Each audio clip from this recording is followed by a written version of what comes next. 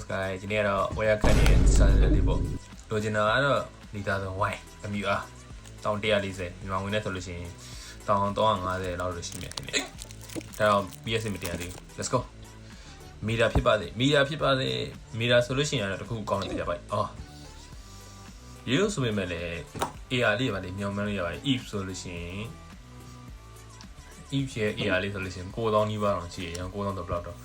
25သိန်းနီးပါးပေါ့နည်း10တော့မှ25သိန်းတော့လာတော့မှချင်းနေလာပြီဒါ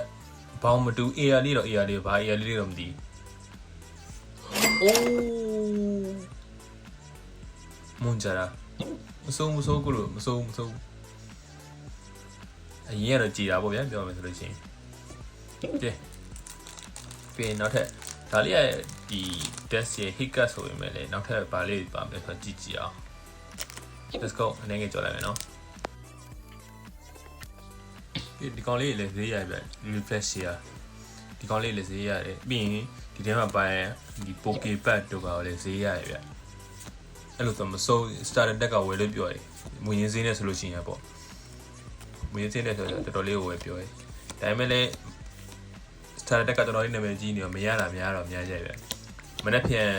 မနေ့ကိုလည်းမသိလောစွန်မှာရအောင်ပါဗျဒီ9ပေါက်ဝင်မယ်လို့တော့ကြားထားတယ်ကျွန်တော်မနေ့ကတော့နည်းနည်းနောက်ကျတော့မရတော့ဘူး